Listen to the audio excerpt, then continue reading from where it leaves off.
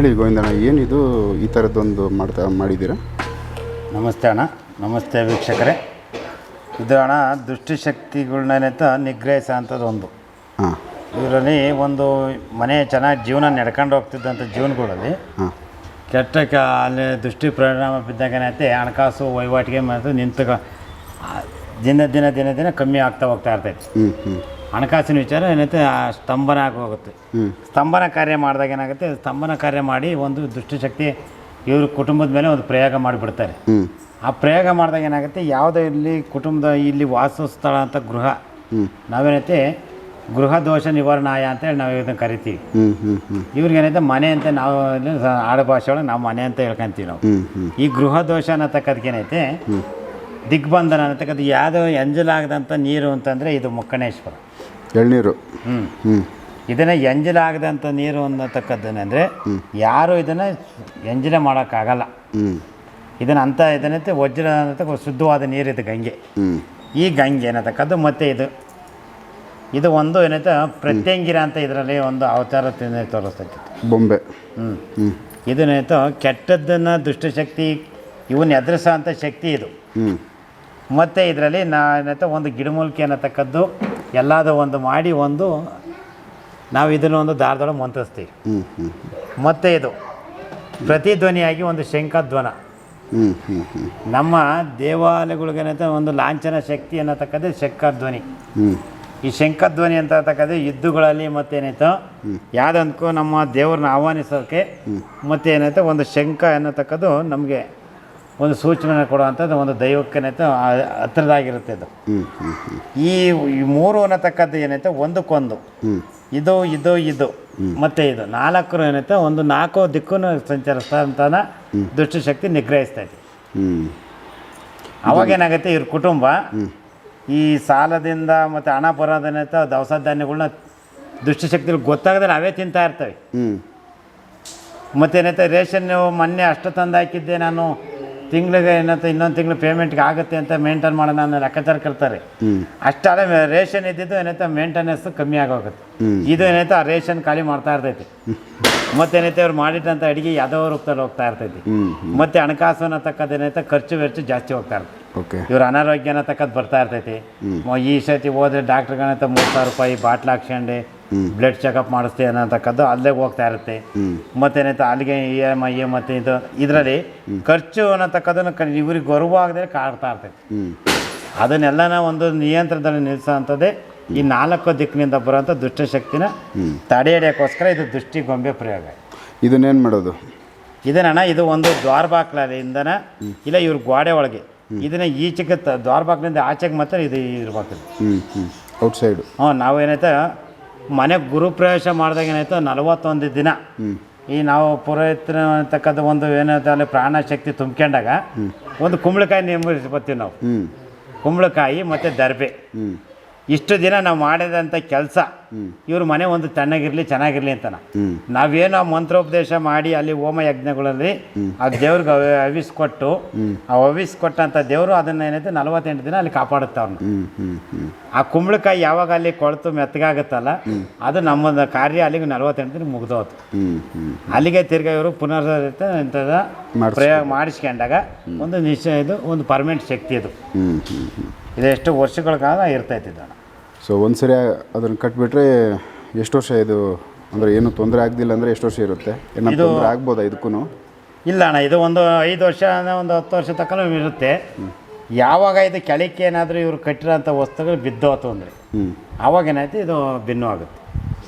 ನೆಲ ಏನಾಯ್ತು ನಾವಿಲ್ಲಿ ಏನು ಮಂತ್ರಿಸಿ ನಮ್ಮ ಏನು ತಪಸ್ಸು ಮತ್ತು ನಮ್ಮ ಜಪದಿಂದ ಏನು ಮಂತ್ರಿಸಿರ್ತೀವಲ್ಲ ಇದಕ್ಕೆ ನಿಮಗೆ ಏನೈತೆ ಇದನ್ನು ನಿಮಗೆ ಹೆಂಗೆ ಗೊತ್ತಾಗುತ್ತೆ ಅಂತ ಹೇಳಿ ನಾವೇನೈತೆ ಇದನ್ನು ನಾಮಸ್ಮರಣೆ ಜಪ ಮಾಡ್ತಲೇ ಇರ್ತೀವಿ. ಇದು ಸಾಧಾರಣ ಒಂದು ಮಣಿ. ನಾವು ಈ ಮಣಿ ಒಂದೊಂದು ತಾಯಿ ನಾಮಸ್ಮರಣೆ ಹೇಳ್ತಲೇ ಇರ್ತೀವಿ ನಾವು. ಈ ತಾಯಿ ನಾಮಸ್ಮರಣೆ ಹೇಳಿದಂಥ ಈ ಸ್ಪರ್ಶ ಮಾಡಿದಂಥ ಕೈ, ತಾಯಿ ಪಾದ ಸ್ಪರ್ಶ ಮಾಡಿದಂಥ ಕೈ, ಈ ಕೈನೇನೈತೆ ಇದ್ರ ಮೇಲೆ ನಾವು ಹಸ್ತ ಇಟ್ಟಾಗ ಇದ್ರಲ್ಲೇನೈತೆ ಒಂದು ಶಕ್ತಿ ಅಮ್ಮನೇನೈತೆ ಮಂತ್ರ ಶಕ್ತಿ ಇಂದ ನಾವು ಇದನ್ನ ಏನೈತೆ ಒಂದು ಆಕರ್ಷಣೆ ಮಾಡಿ ಇದಕ್ಕೊಂದು ಜೀವ ಕಳೆ ಬರುತ್ತೆ. ನಾವೇನೈತೆ ಸರ್ವ ಶರೀರ ಪ್ರಾಣ ಅನ್ನತಕ್ಕದ್ದು ಹೇಳ್ತೀವಿ, ಮತ್ತು ಸರ್ವ ವಸ್ತು ಪ್ರಾಣ ಅಂತ ಹೇಳ್ತೀವಿ. ಸರ್ವ ಕಳಸ ಪ್ರಾಣ ಅಂತ ಹೇಳ್ತೀವಿ, ಮತ್ತು ಸರ್ವ ಯಂತ್ರ ಪ್ರಾಣ ಅಂತ ಹೇಳ್ತೀವಿ. ಎಲ್ಲದಕ್ಕೂ ಏನೈತೋ ಇದನ್ನು ಬ್ರಹ್ಮ ವಿಷ್ಣು ಮಹೇಶ್ವರರಿಂದ ಈ ಪ್ರಾಣ ಪ್ರತಿಷ್ಠಾಪನೆ ಅನ್ನತಕ್ಕದ್ದು ಕಾರ್ಯನ ಮಾಡ್ತೀವಿ.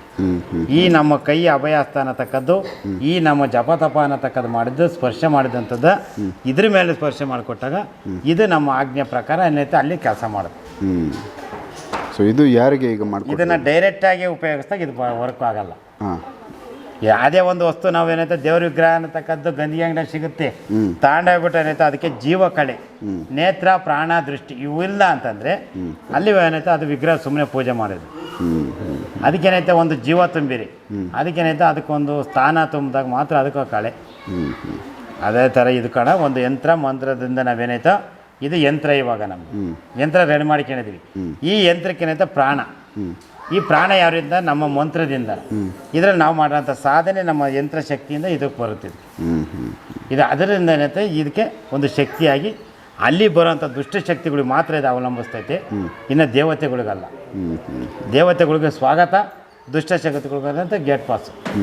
ಈ ಥರ ಇದಕ್ಕೆ ಇದನ್ನು ಈ ಶಕ್ತಿನ ತಕ್ಕೋದು 3 4 ಸಮನಾಗಿ ನಿಲ್ಲಿಸೋಂಥದ್ದು 4 ದಿಕ್ಕಿನಿಂದ. ಇದೇನೈತೆ ಅಗ್ನಿ ಮೂಲೆಯಿಂದ ತಕ್ಕದ್ದನ್ನಾಗಲಿ, ವಾಯು ಮೂಲೆಯಿಂದ ಆಗಲಿ, ಈಶಾನ್ಯ ಮೂಲೆಯಿಂದಾಗಲಿ, ಹಾಗೆ ಇದರನೇತ ನೈಋತ್ಯ ಮೂಲೆ, ಈ 4 ದಿಕ್ಕು ಮೂಲೆಗಳಿಗೆ ಆವರಿಸ್ಕೊಳ್ಳೋದು. ಈ 4 ದಿಕ್ಕು ಮೂಲೆ ಅನ್ನತಕ್ಕದ್ದು 4 ಸೆಕ್ಯೂರಿಟಿಗಳಿದ್ದಾಗ ನಮ್ಗೆ ಇದನ್ನು. ಅದಕ್ಕೆ ಇದನ್ನು ಭಕ್ತರುಗಳಿಗೆ ಏನೈತೆ ಅವ್ರ ಅಮ್ಮ ಆಜ್ಞೆ ಕೊಟ್ಟಿರೋದನ್ನು ಈ ಕಾರ್ಯ ಮಾಡ್ತಾ ಇದ್ದೀವಿ. ಯಾರಿಗೆ ಇದು ಕೊಡ್ತಾರೋದು ನೀವು? ಇದು ಅವ್ರ ಪಾಪ ಮಂಗಳೂರಿಂದ ಬಂದಿದ್ದಾರೆ. ಅವರು ನಿನ್ನೆ ಸಾಯಂಕಾಲದಿಂದ ಬಂದಕ್ಕಿರೋದಕ್ಕೆ ಇವತ್ತು ಅಮ್ಮ ಪರಿಹಾರ ಕೊಟ್ಟು ಇದನ್ನು ಪರಿಹಾರ ಸೂಚನೆ ಕೊಟ್ಟೋದು ಮಾಡಿಕೊಡ್ತಾ ಇದ್ದಾರೆ. ಅವ್ರಿಗಿದು ಅವಶ್ಯಕತೆ ಇತ್ತಾ? ಇದು ಅವಶ್ಯಕತೆ ತೊಂದರೆ ಇತ್ತು ಅವ್ರ ಮನೆಯಲ್ಲಿ? ಅದನ್ನು ಅವ್ರಿಗೆ ತಿಳಿಸ್ಕೊಟ್ಟೈತೆ ಅಮ್ಮ. ಅದನ್ನು ಅವ್ರ ಮುಖಾಂತರನೇ ಕೇಳಿರುತ್ತೆ. ಇಲ್ಲಿ ಏನೇನು ಹೇಳೈತೆ ಅಮ್ಮ ಅದನ್ನೇನೈತೆ ಅವ್ರ ಹತ್ರ ನಾವು ಯಾವುದೂ ಪ್ರಶ್ನೆ ಕೇಳಿಲ್ಲ. ಇಲ್ಲಿ ಬಂದು ಎಲ್ಲಡಿಕೆ ಮೇಲೆ ಕುಂಡ್ರಿಸಿರೋದಷ್ಟೇ. ಅದನ್ನೆಲ್ಲ ಪ್ರತಿಯೊಂದು ಅಮ್ಮನೇ ಗುರುತಿಸಿ ಅವ್ರ ಜೀವನ ಚರಿತ್ರೆ ಹೇಳ್ಕೊಟ್ಟೈತೆ. ಇದನ್ನು ಪರಿಹಾರ ಅಮ್ಮ ಕೊಡ್ತಾಯಿದೆ. ಸೊ ಇವಾಗ ಇದು ನೀವು ಮಾಡಿಸ್ಕೊತಾ ಇದ್ದೀರಾ, ನಿಮ್ಗೆ ಇವಾಗ ಏನು ತೊಂದರೆಗೆ ಇದನ್ನು ಮಾಡಿಕೊಡ್ತಾ ಇದ್ದಾರೆ ಸರ್? ನನಗೆ ತುಂಬ ತೊಂದರೆ ಇತ್ತು. ಏನೋ ಒಂದು ಯೂಟ್ಯೂಬಲ್ಲಿ ಗುರುಗಳನ್ನು ನೋಡಿದೆ ನಾನು 2-3 ದಿವಸ ಮುಂಚೆ. ಏನೋ ತಕ್ಷಣ ನಮ್ಮ ತಾಯಿ ಆಜ್ಞೆ ಆಯಿತು, ಈ ಜಾಗಕ್ಕೆ ಹೋಗು, ಅಲ್ಲಿ ನಿನಗೆ ಒಂದು ಸರಿಯಾದ ಪರಿಹಾರ ಸಿಗ್ತಾ ಅಂತೇಳಿ ನನಗೆ ಒಂದು ದೇವರದ್ದು ಒಂದು ಪ್ರೇರಣೆ. ಆ ತಕ್ಷಣ ಇವತ್ತೆಂಥ ಕಾರ್ಯಕ್ರಮನೆಲ್ಲ ಬಿಟ್ಟು ನಾನು ಹೊರಟೇ ಬಿಟ್ಟೆ. ನಿನ್ನೆ ರಾತ್ರಿನೇ ಹೊರಟೆ. ಇವತ್ತು ಬಂದು ಗುರುಗಳ ದರ್ಶನ ಆಯಿತು, ದೇವರ ದರ್ಶನ ಆಯಿತು. ಅದರ ಬಗ್ಗೆ ತಾಯಿಯ ನುಡಿ ಬಂತು. ಏನಂದರೆ ತುಂಬ ಕಷ್ಟ, ಅಂದರೆ ನನ್ನನ್ನೆಲ್ಲ ರೀತಿಯಲ್ಲಿ ಮೋಸ ಮಾಡಬೇಕು, ನನ್ನ ಜೀವನವನ್ನು ಹಾಳು ಮಾಡಬೇಕಂತೇಳಿ ಪ್ರಯತ್ನ ಪಟ್ಟ ಹಿತಶತ್ರುಗಳಿದ್ದಾರೆ. ಶತ್ರುಬಾಧೆ ಇದೆ, ಮತ್ತು ಆರೋಗ್ಯದಲ್ಲಿ ಸಮಸ್ಯೆಗಳು ಬರ್ತದೆ. ಇದಕ್ಕೆಲ್ಲ ಒಂದು ತಡೆ ಹೊಡಿಸಿ ಒಂದು ಕ್ರಮ ಮಾಡಿಕೊಡ್ತೇನೆ ಅಂತೇಳಿ ಹೇಳಿದರು. ಸುಮಾರು ನಷ್ಟ ಅಂದರೆ ಜೀವನದಲ್ಲೇ ಎಲ್ಲ ಸೋತೋಗಿದ್ದೇನೆ. ಇದು ಕೊನೆಯ ತೀರ್ಮಾನ ಅಂತೇಳಿ ಈ ಜಾಗಕ್ಕೆ ಬಂದಿದ್ದೇನೆ. ಇನ್ನೆಲ್ಲಿಗೆ ಹೋಗೋದಿಲ್ಲ ಅಂತ ತೀರ್ಮಾನ ಮಾಡಿದ್ದೇನೆ. ಯಾಕಂದರೆ ಸಾಕಾಯಿತು, ಹೋಗಿ ಹೋಗಿ ಸಾಕಾಯಿತು. ಯಾಕಂದರೆ ನಾನು ಕೂಡ ಇದೇ ಕಾರ್ಯದಲ್ಲಿ ಇರುವ, ನಾನು ಕೂಡ ಈ ಧಾರ್ಮಿಕದಲ್ಲಿ ಮತ್ತು ಇದೇ ಕಾರ್ಯದಲ್ಲಿ ದೇವ ಕಾರ್ಯದಲ್ಲಿ ಇರುವ ದೇವಸ್ಥಾನ ಇದೆ ನಮಗೆ. ಇದೆಲ್ಲ ನಾಶ ಆಗ್ತಾ ಹೋಗ್ತಾ ಇದೆ. ಇದು ಯಾಕೆ ಆಗ್ತದೆ ಅಂತೇಳಿ ಒಂದು 3 ದಿನಕ್ಕೆ ಮುಂಚೆ ನನಗೆ ಒಂದು ಗೋಚರ ಆಯಿತು. ನಾನು ಯಾವಾಗಲೂ ಯೂಟ್ಯೂಬ್ ಹಾಗೆ ನೋಡೋದಿಲ್ಲ. ಸಡನ್ನಾಗಿ ಗುರುಗಳನ್ನು ಮುಖ ನೋಡುವಾಗ ನನಗೆ ಖುಷಿಯಾಯಿತು. ನೋಡಿದೆ, ಅವರು ಮಾಡುವಂಥ ಕಾರ್ಯ ಚಟುವಟಿಕೆ ಎಲ್ಲ ನೋಡಿದೆ. ದೇವಿ ಬಗ್ಗೆ ತುಂಬ ಆಸಕ್ತಿ ಆಯಿತು. ನೋಡಲೇಬೇಕಂತೇಳಿ ಇವತ್ತು ಎಲ್ಲ ಕೆಲಸ ಬದಿಗಿಟ್ಟು ಇಲ್ಲಿಗೆ ಬಂದಿದ್ದೇನೆ. ಖಂಡಿತವಾಗಲೂ ಇಲ್ಲಿಂದ ನನ್ನ ಜೀವನದಲ್ಲಿ ಒಂದು ಹೊಸ ಜೀವನ ನಾಳೆಯಿಂದ ಸೃಷ್ಟಿಯಾಗ್ತದೆ ಅಂತೇಳಿ ಖಂಡಿತವಾಗಿ ಗೊತ್ತಿದೆ. ತಾಯಿ ನಡೆಸಿಕೊಡ್ಬೇಕು. ಓಕೆ, ಅವ್ರು ಏನು ಹೇಳಿದ್ರು ಎಲ್ಲ ಸತ್ಯ ಇತ್ತಾ? ಖಂಡಿತವಾಗಿಯೂ ಯಾವ ಮಾತು ಸುಳ್ಳಾಗಲಿಲ್ಲ. ಯಾಕಂದರೆ ನನಗೆ ಗೊತ್ತಿಲ್ಲ ತಿಳಿಯದ ವಿಷಯವನ್ನು, ಯಾಕಂದರೆ ನನಗೆ ಅಷ್ಟು ಮೌಢ್ಯ ಆಗಿದೆ ನನ್ನ ಜೀವನದಲ್ಲಿ. ಏನು ಮಾಡಬೇಕು ಏನು ಮಾಡಬಾರ್ದು ಅಂತೇಳಿ ಎಲ್ಲ ತೋಚದ ರೀತಿಯಲ್ಲಿ ಆಗಿದೆ. ಎಲ್ಲವನ್ನು ಕಳ್ಕೊಂಡಿದ್ದೇನೆ. ತುಂಬ ಸಮಸ್ಯೆಯಲ್ಲಿದ್ದೆ. ಎಲ್ಲ ಅವರು ಹೇಳಿದ ರೀತಿಯಲ್ಲಿ ಇನ್ನು ಮುಂದೆ ನಡೆದು ನಮ್ಮ ಕ್ಷೇತ್ರ ಕೂಡ ಬೆಳಗಬೇಕು. ಅದೇ ನಮ್ಮನ್ನು ನಂಬಿದಂಥ ಜನರಿಗೂ ಕೂಡ ನಮ್ಮಿಂದಾಗಿ ಉಪಕಾರ ಆಗಬೇಕಂತೇಳಿ ಈ ಕ್ಷೇತ್ರದಲ್ಲೇ ಪ್ರತಿಜ್ಞೆ ಮಾಡಿ ಹೋಗ್ತೇನೆ. ಇದು ಅವ್ರ ಬಗ್ಗೆ ಹೇಳ್ಬೋದಾಗೋಣ, ನೀವು ಏನು ಅವರಿಗೆ ತೊಂದರೆ ಇತ್ತು?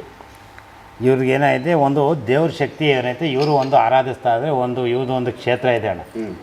ಈ ಕ್ಷೇತ್ರ ಅನ್ನತಕ್ಕದ್ದು ಮತ್ತೇನೈತೆ ಇವ್ರಿಗೂ ದೇವಿಗೂ ಮತ್ತು ಇವ್ರಿಗೂ ಇರೋ ಸಂಬಂಧನ ಅರ್ಥಕೊಂಡು ಏನೈತೆ ಇವರು ದೇವಿ ಇರೋವರೆಗಾಗೂ ಚೆನ್ನಾಗಿ ನಡೀತು ಇವ್ರದ್ದು ದೇವಸ್ಥಾನ. ದೇವಿ ಅನ್ನತಕ್ಕದ್ದು ಈಗ ಸ್ತಂಭನ ಆಗಿ ಏನೈತೆ ಒಂದು ದೇವರಿಗೆ ಜೀವ ಕಳೆ ಇಲ್ಲ. ಆ ಜೀವ ಕಳೆ ಅನ್ನತಕ್ಕದ್ದು ಏನೈತೆ ಸಣ್ಣ ಕಾಲ ಅದನ್ನು ನಿಗ್ರಹಿಸಿದರೆ ಎಷ್ಟು ವರ್ಷ ಅಂತ ಏನೈತೆ ಇಷ್ಟು ಗಂಟೆ ಅನ್ನತಕ್ಕಂಥ ನೆಮ್ಮದಿ ನಿಯಮಗಳು ಇರ್ತವೆ. ಇದನ್ನು ಎಂಥ ದೇವಾಲಯಗಳನ್ನ ಯಾಕೆ ದೇವ್ರಗಳನ್ನ ಕಟ್ತಾರೆ, ಮತ್ತು ನೀವು ಹೆಂಗೆ ದೇವ್ರನ್ನ ಕಟ್ಸ್ಕೊಳಲ್ಲ, ನಿಮ್ಮ ದೇವನ ಅಂಥದ್ದು ಪ್ರತಿಷ್ಠೆನೇ ದೇವರು ಅನ್ನಂಗೆ ಆಗುತ್ತೆ ಜನಕ್ಕೆ. ನಿಜವಾದ ಅದನ್ನು ಮುಂದಿನ ವಿಚಾರಣೆ ನಾನು ತಿಳಿಸ್ಕೊಡ್ತೀನಿ. ಯಾಕೆ ಅಂದರೆ ಈಗ ಸ್ವಲ್ಪ ಅದನ್ನು ವಿಚಾರಣೆ ಹೇಳ್ತೀನಿ ನಾನು. ಈ ಪಂಚಲೋಹದೊಳಗಾಗಿ ನಾವು ಕಲ್ಲಿನ ಕೆತ್ತನೆ ದೇವರುಗಳನ್ನ ಸ್ತಂಭನೆ ಮಾಡ್ಬೋದು. ಅದನ್ನೇನೈತೆ ಕಣ್ಣು ಕಟ್ಬೋದು, ಬಾಯಿನೂ ಕಟ್ಬೋದು, ಎಲ್ಲದೂ ಮಾಡ್ಬೋದು. ಆ ವಿದ್ಯೆಗಳು ಕಲ್ತಿರೋರು ಅವರೇ. ಯಾಕೆ ಅಂತಂದರೆ ಅದರಲ್ಲಿ ಅದಕ್ಕೆ ನಾವು ಮನುಷ್ಯರುಗಳಾದಂಥ ನಾವು ಕಲ್ತಿರೋ ವಿದ್ಯೆನ ನಾವು ಶಕ್ತಿ ತುಂಬೋದು ಅದಕ್ಕೆ. ಅದನ್ನು ಯಾಕೆ ಅಂದರೆ ಅದಕ್ಕೆ ನಾವು ಶಕ್ತಿ ತುಂಬಿರ್ತೀವಿ, ಅದ್ರ ಶಕ್ತಿ ನಾವೇ ಕಳಿತೀವಿ. ಅದು ಆ ಕೆಲಸ ನಡೀತೈತಿ. ಆದರೆ ಈ ಸಾಲಿಗ್ರಾಮ ರೂಪದಲ್ಲಿ ಇರೋಂಥದ್ದು ಶಿಲೆಗಳಲ್ಲಿ ಅದು ಅದು ಸ್ವತಃ ಹುಟ್ಟಿ ಬರುತ್ತಲ್ಲ, ಅದು ಶಕ್ತಿತ್ವವಾಗಿ ಹುಟ್ಟಿ ಬರೋದು. ಅದು ನಿಜವಾದ ದೈವ ಶಕ್ತಿ. ಮತ್ತು ಇನ್ನೊಂದು ಏನೈತೆ, ನಮ್ಮ ಧಾರ್ಮಿಕ ದತ್ತಿ ಒಳಗೆ ಉದ್ಭವ ಮೂರ್ತಿಗಳು ಅಂತ ಬರ್ತವೆ. ಭೂಮಿಯಿಂದ ಉದ್ಭವ ಆಗಿ ನೆಲೆಸಿರೋಂಥ ದೇವ್ರುಗಳನ್ನ ಕಟ್ಟಾಕೋದು ಕಷ್ಟ. ಮತ್ತೇನಾಯ್ತು, ತನ್ನಲ್ಲಿ ತಾನು ದೇವರು ಹಿಂಬಾಲಿಸಿ ಒಳೆದು ಬಂದಿರ್ತೈತಲ್ಲ ಅಂಥ ದೇವ್ರುಗಳು ಕಟ್ಟಾಗಲ್ಲ, ಕಟ್ಟಿಗೆ ಸಿಗಲ್ಲ. ಮತ್ತೇನೈತೆ, ನಾವು ವಿಗ್ರಹನ ತಕ್ಕದ್ದು ಕೆತ್ತನೆ ಮಾಡಿ ಮತ್ತು ನಾವೇ ಅದಕ್ಕೆ ಜೀವ ತುಂಬಿರ್ತೀವಿ. ಮತ್ತೇನೈತೆ, ಈ ಪಂಚಲೋಹದ ವಿಗ್ರಹಗಳಿಗೆ ಅದಕ್ಕೆ ನಾವೇ ಶಕ್ತಿ ತುಂಬಿರ್ತೀವಿ. ಅದನ್ನೇನೈತೆ ಇನ್ನೊಬ್ಬ ಅದೇ ಏನೈತೋ ಅದೇ ಮಂತ್ರದಿಂದ ಅದನ್ನೇ ಬಂಧನ ಮಾಡ್ಬೋದು. ಅವಾಗ ಏನಾಗುತ್ತೆ, ಬರ್ತಿದ್ದ ದೇವ್ರುಗಳು ಏನೈತೆ 4 ಜನ ಇಲ್ಲಿ ಕರೆಸ್ಕೊಂಡು ಪರಿಹಾರ ಮಾಡ್ತಾ ಇರ್ತೀವಿ. ಪರಿಹಾರ ಮಾಡುವಾಗ ಏನೈತೆ, ಅವ್ನ ನಕ್ಷತ್ರಗಳು ಇಟ್ಕೊಂಡು ಆ ಮಂತ್ರನ ತಕ್ಕದ್ದು ಉಪದೇಶ ಮಾಡಿ ಅದನ್ನ ಬಾಯ್ಕಟ್ ಹಾಕ್ತಾರೆ. ಅದನ್ನೇ ನಾವು ಏನೈತೆ ಕಟ್ಟುಗಳಲ್ಲಿ ಏನಕ್ಕೆ ನಿಮ್ಗೇನು ಅಂತಾರೆ ಅಂತಂದರೆ, ಕಟ್ಟು ಅನ್ನತಕ್ಕದ್ದು ಊರ ಕಟ್ಟು, ಸಭೆ ಕಟ್ಟು, ರಾಜ್ಯ ಕಟ್ಟು, ಇದು ದೇವಾಲಯ ಕಟ್ಟು, ದೇಹ ದಿಗ್ಬಂಧನ ಕಟ್ಟು, ದೇಹ ಅಂಗಾಂಗಗಳು ಕಟ್ಟು, ಆತ್ಮ ಕಟ್ಟು. ಇವನ್ನೆಲ್ಲ ಮಂತ್ರದಿಂದನ ಬಂಧಹ ಅಂತೇಳಿ ಬಂಧನ ಮಾಡ್ತಾರೆ. ಇವು ವಿಚಾರಣೆ ಏನತಕ್ಕದ್ದು ಜನಗಳಿಗೆ ಅರ್ಥ ಆಗಲ್ಲ. ಇವ್ರದ್ದು ದೇವಸ್ಥಾನ ಯಾವ ದೇವಸ್ಥಾನ, ಅದು ಏನಕ್ಕೆ ಯಾವ ಥರ ಕಟ್ಟಾಗಿತ್ತು? ಚಾಮುಂಡೇಶ್ವರಿ ದೇವಸ್ಥಾನ ಕೇರಳದಲ್ಲಿ ಚಾಮುಂಡೇಶ್ವರಿ ದೇವಸ್ಥಾನ. ಈ ಕೇರಳದಲ್ಲಿ ಅಂತ ಮಾಂತ್ರಿಕರಿನೆಲ್ಲ ಇಲ್ಲ. ಅಂದರೆ ನಿಮ್ಮ ದೇವಸ್ಥಾನ ಇರೋದು ಕಾಸರಗೋಡು? ಹೌದೌದು, ನಮ್ಮ ಊರೇ ಕಾಸರಗೋಡು. ಎಷ್ಟು ವರ್ಷದ ಹಳೆ ದೇವರು? ನಿಮ್ಮ ದೇವಸ್ಥಾನದ ಬಗ್ಗೆ ಮಾತಾಡಿ ಒಂದು ಸ್ವಲ್ಪ ಹೇಳಿ. ಅಲ್ಲ, ಈ ಬಗ್ಗೆ ಅಂದರೆ ನಮ್ಮ ಒಂದು ಈ ದೇವಿಯ ಪ್ರತಿಷ್ಠೆ ಆಗೋದಕ್ಕಿಂತ ಮುಂಚೆ ಒಂದು 9 ಜೀವ ಹೋಯಿತು ನಮ್ಮ ಫ್ಯಾಮಿಲಿಯದ್ದೇ, ಎಲ್ಲ ಕಲ್ಕೊಂಡವು. ಪ್ರತಿಷ್ಠಾಪನೆ ಆದಮೇಲೆ ಅಲ್ಲ, ಅದಕ್ಕಿಂತ ಮೊದಲಿನ ಕಥೆ ಇದೆ. ಯಾಕೆಂದರೆ ಅದು ಚೌಡಿಯಮ್ಮ, ಅದು ನಮ್ಮ ಮಾವನವರು ಯಾರಿಗೆ ತೊಂದರೆ ಕೊಟ್ಟು ಅದರ ಹಿಂದುಗಡೆ ಬಂದಂಥ ದೇವಿ. ಅದು ಬಂದಾಗ ನಮ್ಮ ಮಾವನಿಗೆಲ್ಲ ತುಂಬ ನಿತ್ಯ ಅವರಿಗೆ ಹುಷಾರಿಲ್ಲದಾಗಿ ಆರೋಗ್ಯದಲ್ಲಿ ತೊಂದರೆ ಆಯಿತು, ನಾಶ ನಷ್ಟ ಆಯಿತು. ನಾನು ಬಾಲ್ಯ ಸಣ್ಣ ಹುಡುಗ ಆಗ ಅನುಭವಿಸಿಕೊಂಡು ಬಂದದ್ದನ್ನು ಕೊನೆಗೆ ನಾನು ಅದಕ್ಕೆ ಬೇಕಾದೆಲ್ಲ ಪರಿಹಾರ ಮಾಡಿಕೊಂಡು ಈಗ ಪ್ರತಿಷ್ಠಾ ಕಾರ್ಯ ಎಲ್ಲ ಮುಗಿಸಿದ್ದೇನೆ. ಈಗ ವಿಜೃಂಭಣೆಯಿಂದ ಕಾರ್ಯಕ್ರಮ ವರ್ಷ ಆಗ್ತಾಯಿತ್ತು, ಅದೆಲ್ಲ ಸ್ತಂಭನ ಆಯಿತು. ಅದರ ಬಗ್ಗೆ ಅಂದರೆ ನನಗೆ ಹೊಟ್ಟೆಗಿಲ್ಲ ಇದ್ರೂ ಪರವಾಗಿಲ್ಲ, ನಾನು ಅಷ್ಟು ಪ್ರೀತಿ ಮಾಡುವಂಥ ದೇವಿ. ಅದರ ಬಗ್ಗೆ ಸ್ವಲ್ಪ ನನಗೆ ಬೇಜಾರಾಯಿತು. ಹಾಗೆ ಹೊರಟು ಇವತ್ತು ಈ ಕಾರ್ಯಕ್ಕೆ ಬಂದಿದ್ದೇನೆ. ಖಂಡಿತವಾಗ್ಲೂ ಅದು ಇನ್ನೊಂದೇ ಕ್ಷೇತ್ರಕ್ಕೆ ಗುರುಗಳನ್ನೇ ಕೊಂಡೋಗಿ ಅಲ್ಲಿ ವ್ಯವಸ್ಥೆ ಮಾಡಬೇಕು, ನಮ್ಮ ಕ್ಷೇತ್ರ ಇನ್ನು ಬೆಳಗಬೇಕಂತೇಳಿ ನಾನು ಬಂದ ವಿಷಯ. ಕೇರಳದಲ್ಲಿ ಇವರು ಏನಂತ ಚಾಮುಂಡೇಶ್ವರಿ ಆರಾಧಿಸ್ತಾರೆ. ಚಾಮುಂಡೇಶ್ವರಿ ಅಂದರೆ ಈ ದೇವಿನ ತಕ್ಕದ್ದು ಇವರು ಒಂದು ಕೆತ್ತನೆ ಪ್ರಕಾರದೊಳಗೆ ನಾನು ಹೇಳಿದ್ರಲ್ಲಣ್ಣ ಹಿಂದೆ, ಅದೇ ಥರ ಏನೈತೆ ನಾವು ಸ್ವತಃ ನಾವು ಅದು ಪ್ರತಿಷ್ಠಾಪನೆ ಮಾಡ್ಕೊಂಡ ದೇವರು. ಅದು ಆ ದೇವ್ರನ್ನೈತೆ ಅದೇ ಮಂತ್ರದಿಂದ ಒಂದು ಆಚಾರ್ಯಗಳು ಏನೈತೆ ದೇವತೆಗಳಿಗೆ ಏನೈತೆ ಪ್ರಾಣ ತುಂಬುವಂಥದ್ದು. ಮತ್ತು ಆಗಮನ ನಿರ್ಗಮನ. ಆಗಮನ ಅಂದರೆ ಅದಕ್ಕೆ ಪ್ರಾಣ ನಾವು ಆಹ್ವಾನ ಮಾಡೋದು, ನಿರ್ಗಮನ ಅಂದರೆ ಅದನ್ನು ವಿಚ್ಛೇದನೆ ಮಾಡೋದು. ಈ ಆಗಮನ ಮತ್ತು ನಿರ್ಗಮನದಿಂದ ಏನೈತೆ ಈ ಮಂತ್ರ ಅನ್ನತಕ್ಕದ್ದು ದೃಷ್ಟಿ ಬಂಧಹ ಅಂತ ಹೇಳ್ಬಿಟ್ಟು ಅವನೇನೈತೆ ಸಹಸ್ರಾರು ಏನೈತೆ ಜಪದಿಂದ ಮಂತ್ರದಿಂದ ಅದನ್ನು ಈ ಹೋಮಕುಂಡ ಯಜ್ಞ ಮಾಡ್ಕೊಂತಾರೆ. ಆ ಯಜ್ಞಕುಂಡ ಅನ್ನತಕ್ಕದ್ದು ಮಾಡಿ ಅದನ್ನು ಬಂಧಿಸ್ತಾರೆ. ಮತ್ತೇನೈತೆ ಅವರು ದೇವಸ್ಥಾನಕ್ಕೆ ಬಂದು ಮಾಡ್ಬೇಕು ಅನ್ನೋದೇನಿರಲ್ಲ. ದೇವಸ್ಥಾನಕ್ಕೆ ಯಾಕೆ ಅಂತಂದರೆ ಈ ಸೂಸೈಡ್ ಮಾಡ್ಕೊಂಡಿರ್ತಾವಲ್ಲ ಆತ್ಮಗಳು, ಈ ಆತ್ಮಗಳನ್ನ ಉಪಯೋಗಿಸ್ಕೊಂತಾರೆ.